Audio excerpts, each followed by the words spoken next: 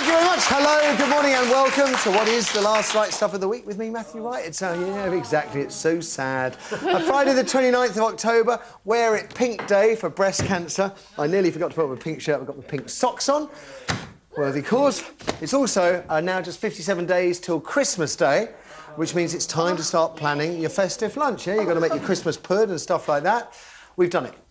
Done it already. Didn't take long. In fact, it took about 3 minutes. Turkey, stuffing, all the trimmings, vegetables and mulled wine sauce. 3 minutes. And one of those minutes was waiting for the kettle to boil.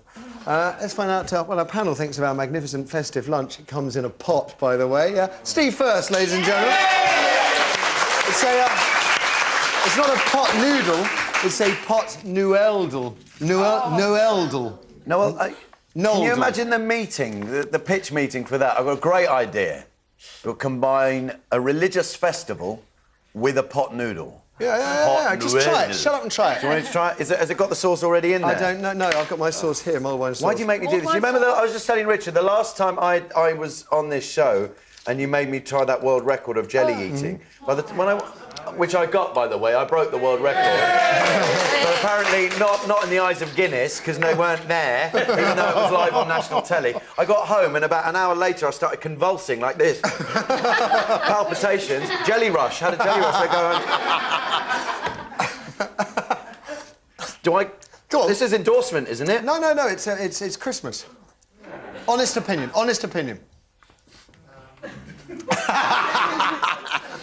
And the mood today of the Daily Mail.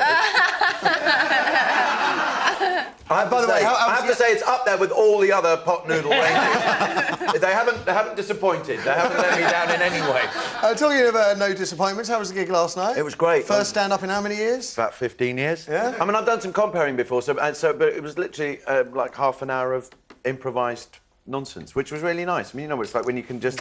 There's an audience that know you, so you can kind of just kind of feel your way. And it was quite personal. It was a bit dark in places and a bit light in other places. So, yeah, it was good. It was fun. Yeah. Another person who was out late last night, Liz McClarnon, ladies and gentlemen. You were doing Right, you eat while I'll talk. Are you trying to sully my MasterChef name? Just when we were coming up on air then, I noticed you were eating toast. It's on my lap. My toast is on my lap. You can take the girl out of Liverpool. So eat your pot noodle, and because last night Liz was at the Royal Albert Hall, no less, 50th gala concert for the Beatles. Did they love you? We all loved at the end with Shirley Bassey, Beverly Knight and myself and Anthony and Darius, and it was very, very, very good fun. Top night, late night? It was late, yeah. And how's your pot noeldel? How are you today? I should tell you, just before we formally introduce Rich Herring, that these pot noelders have been taste tested by British troops overseas, and 2 pence from every pot sold will go to the RAF's Miles More Minutes campaign, which pays for phone calls home for soldiers abroad. So it's a worthy cause as well. In that case, it's stunning. Yeah. I'd just rather give them the money, to be frank. Cut out the middleman. That's all right. Well, I like it. Tastes like a pot noodle. Do you know what I mean? It does not taste like Christmas dinner. No, it doesn't. Imagine, though, if you sat down for Christmas dinner and you're eating... If you sat down Christmas dinner and eating this on the actual Christmas day... Then you would... On your own, I think this would be...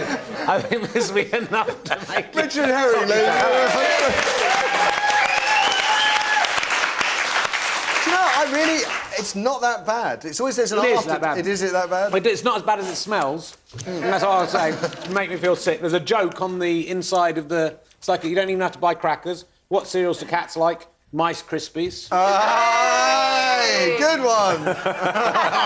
Now, for the past 18 months, every time we've seen Richard on this show, he's been promoting his Hitler Moustache tour. What are you here to talk about today, Richard? Many different things. Would it be the Hitler Moustache DVD? I didn't even know that was out.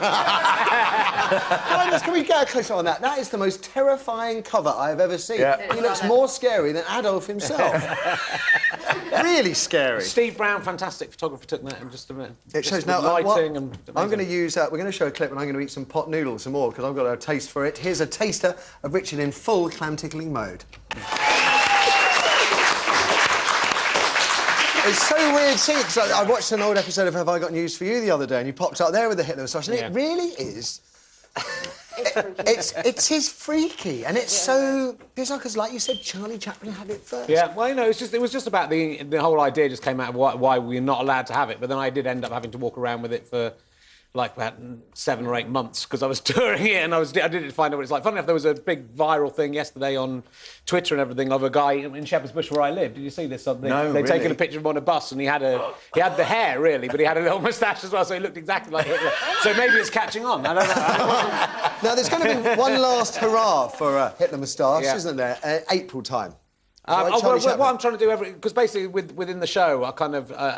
I sort of realised I was going to regrow it and reshave down to it, and it was the day the BNP won these 2 seats in the European elections, and I kind of realised there was a kind of a political thing we could do with it, and basically throughout the show I kind of realised that maybe we can reclaim it like a Red Nose Day or a Poppy Day thing as a day that everyone.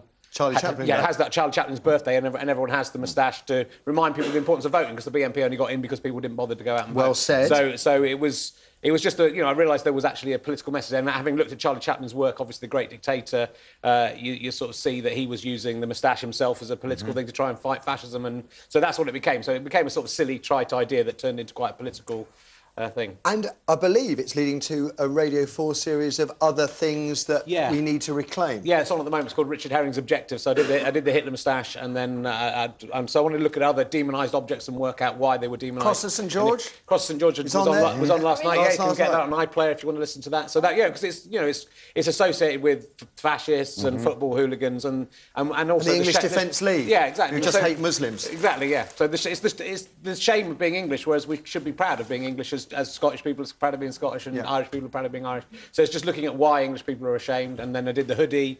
And next week's about Dolly the Sheep, which is about cloning and people's attitude towards science and stuff. You know, so it's been a very interesting series to do. I've really enjoyed fantastic it. because yours is far beyond just comedy, isn't it? Yeah. Well, it's trying to make people think about stuff, but it's kind of interesting that an object can become associated. It's inanimate, and people think it's evil but or it bad. But it is striking. Yeah. Have I got news for you? You're sitting there, oh God, I sat next to this bloke. So you constantly tour. What's the next tour going to be about? I'm doing Christ on a Bike is my current show, which is about my relationship with Jesus as an atheist. But I'm quite obsessed with Jesus. And again, it's a show. I guess the titles are quite controversial, and people make up their mind about what it's about. And I've had a couple of emails from furious Christians going, "How dare you do this?" And you go, "Well, I think Jesus said, judge not." Did he say judge things before you've seen them? I don't think that was. And frankly, if the bike was about Jesus, probably would have used it as a mode of transportation. Yeah. One last quickie before I tell them what we're doing on the show today. Are you still off the sauce? Yes, I haven't had a drink since the day before my birthday, and I was actually having this pot noodles reminded me I had food poisoning, was very ill on my birthday. You're doing a year, aren't you? I sort of just it's gone on for about 3.5 months, so I'm thinking about maybe doing a year, but we'll see. I mean, it's been really easy this time. I know I really like a drink, and I've lost kind of a stone weight very easily, so it's kind of and feel quite a bit healthier. I'm getting old now, though. Oh, shut up! Shut up! Now let's tell you about today's show.